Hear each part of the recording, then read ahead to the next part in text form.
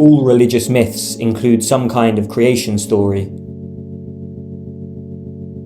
Then a split.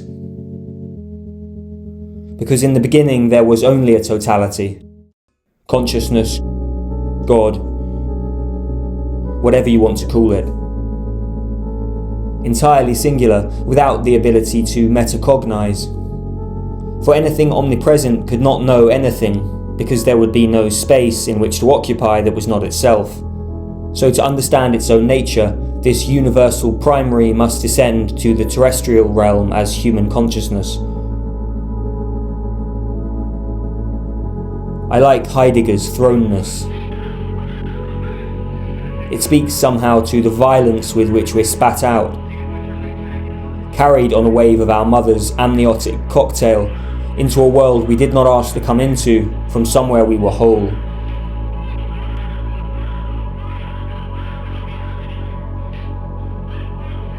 What could be more alien to the they, lost in the manifold world of its concern, than the self which has been individualized down to itself in uncanniness and been thrown into the nothing?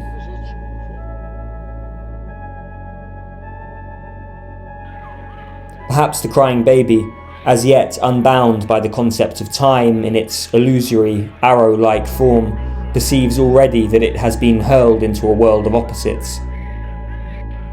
For things can only be known through their opposites. After all, the existence of good, the ability to say that is good, necessitates the existence of bad, a synonym for good being not bad.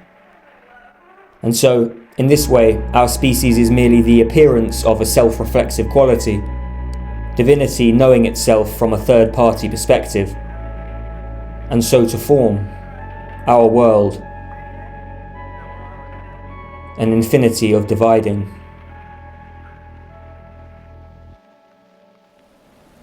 For C.G. Jung, all was day and night, birth and death, happiness and misery, good and evil.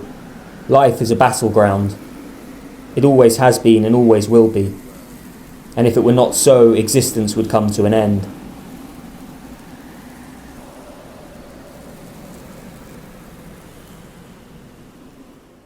The character of Falstaff in Shakespeare's Henry IV plays is the perfect personification of these qualities of existence. At the beginning of the play, he is a great friend to the Prince Harry. When his father dies, Harry assumes the throne and gives up his former life. In so doing, he casts off his old friend Falstaff in one of the great scenes of betrayal in drama.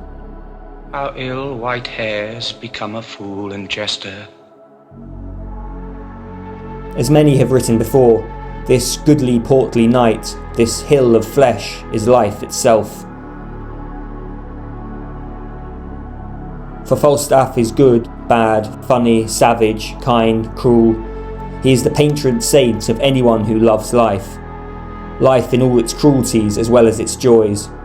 Anyone who says yes in spite of the knowledge that in every yes is 1,000 no's, and that with every joy comes a host of evils. More heroic than the bravest and most resilient of heroes, precisely because of his cowardice and the myriad of human weaknesses that constitute his character. It is written somewhere that Falstaff is good, a wholly good man. Orson Welles, who incidentally gave arguably the definitive on-screen interpretation of the character, described him as such.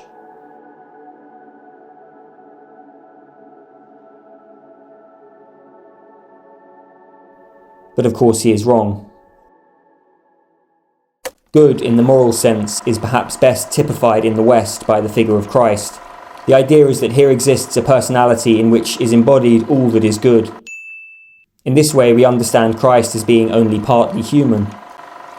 He is of course half God. And I would suggest that it is only through the absence of the compensatory bad to go against his goodness that he can be understood as such. Falstaff, meanwhile, is not good, only in so much as he can be understood as being a good human, as in a consummate example of a member of his species. Because in the moral sense he is neither good nor bad, or he is both at once. He is the embodiment of the human in the same way that Christ is the embodiment of the godly. Such a kind of man, so surfeit swelled, so old and so profane. Falstaff can be understood only through polarities, the myriad and fundamental contradictions in his character that make him a definitive product of this world of opposites. The fallen world. A place where things are set against each other so as to be known at all.